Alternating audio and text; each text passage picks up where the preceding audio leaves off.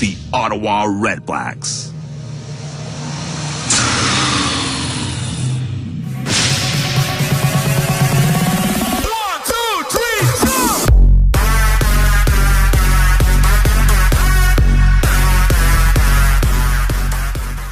Founded in 2010, the Ottawa Redblacks football team has taken Ottawa by storm. President Jeff Hunt also owns the Ottawa 67s Hockey Club and the Ottawa Fury Soccer Club. Today we had the opportunity to sit down with Jeff Hunt and talk to him about his entrepreneurial endeavors and how he brought football back to Ottawa. Starting off with a carpet cleaning company, you managed to build an Ottawa Sports Empire. How did that business venture kind of snowball into you working in the sports industry?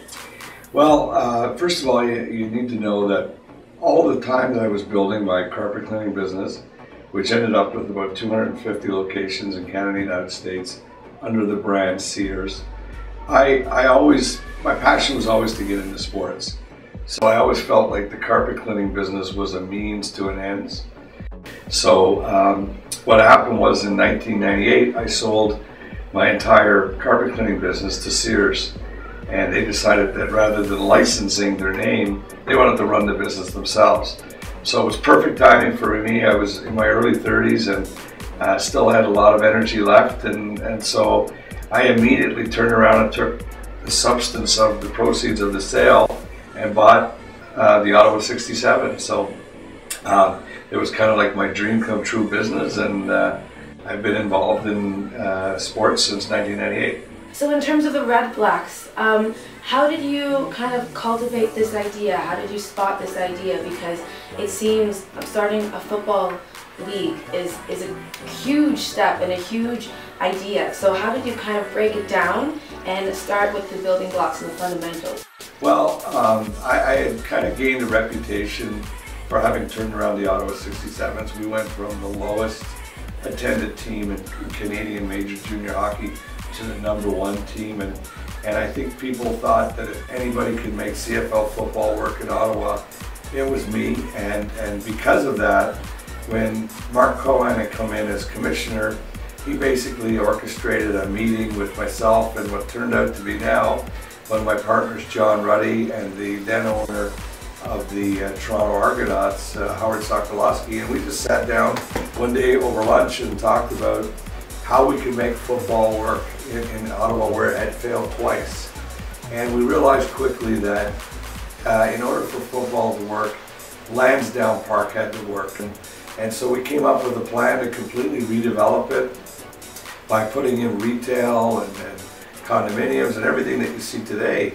The more we looked into it, the more we got excited and ultimately convinced the city of Ottawa to put $130 million into fixing up the stadium, and the project became a $500 million project with everything in. So it's amazing to see from one little idea how something grew.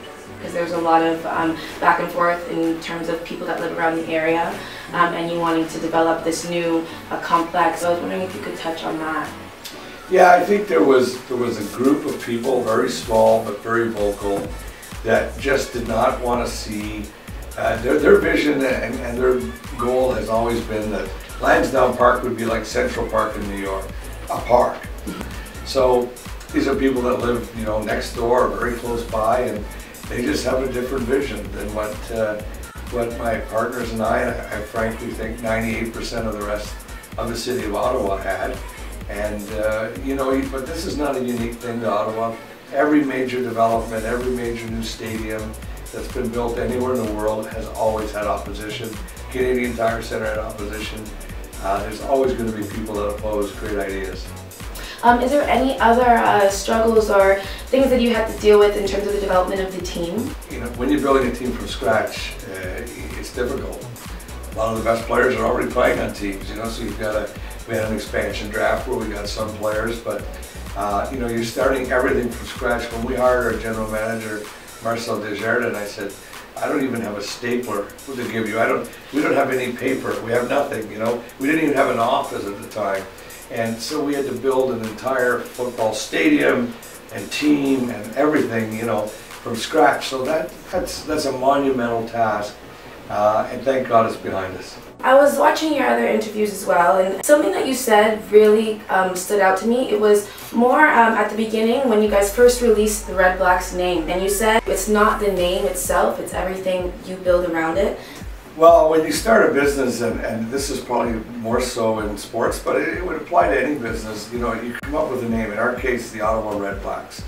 And what does that brand mean? Well, at least in Ottawa there's a history of football, so people would maybe associate their previous experiences in watching football in Ottawa to the Redblacks brand. But really what makes a brand or brings it to life are ultimately the players and winning championships and fond memories, and what brings a brand to life are all of the things that people will associate with it. You know, think of the Senators. I mean, when they first came up with the name, nobody really cared. It was just an NHL team coming back to Ottawa. They could have called them the Ottawa Whoop-de-Doos, and it wouldn't have mattered. It was. But now, when you think about the Ottawa Senators, you think about Daniel Alfredson and the year they went to the Stanley Cup Finals. And but it's the same point. I mean, again, the Ottawa 67s were named because it was 1967 was the year the team started.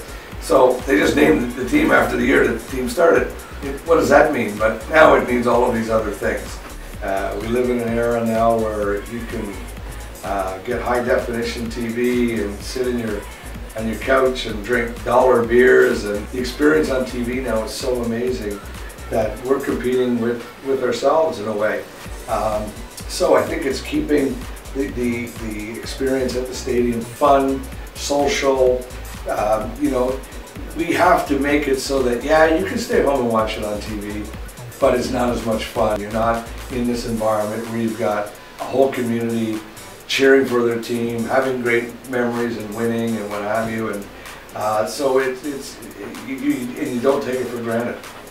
Every game we got better last year as an entertainment experience, and we got to keep that going every day. There's a picture over on my wall right there of the reaction of winning the first home game that we played at TD Place, and we won it right in the last second. I was there. Yeah, yeah, so, it was awesome. You know, I mean, to see the stadium open, to see 25,000 fans having a great time. The stadium looked amazing. It was a beautiful summer night, and we won with the last seconds of the game.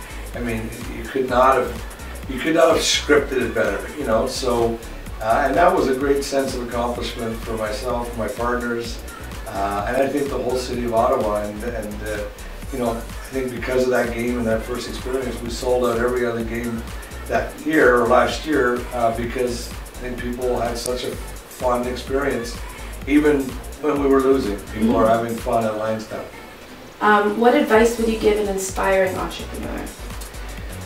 You know, I think there's a lot of things, but you know, things that I always focus on when I'm giving advice is the difference between a mediocre business and a really good one is attention to detail. And you know, that sounds like an obvious statement, but it's absolutely appalling to me how many businesses don't do the little things right. You think about your own experiences, whether you're going to dinner at a restaurant or buying something in a store or what have you, all of the little things that, you know, you may notice that they don't do the way maybe another place you've been did do. Probably a lot more successful place. You know, so attention to detail. Obviously, you've got to have drive. You've got to have a willingness to learn. You know, find a mentor, and usually people that have success get into a business or get into a career that they have fun. They don't get into a business or a career that you think you're just going to make a lot of money. You'll make money doing what you love.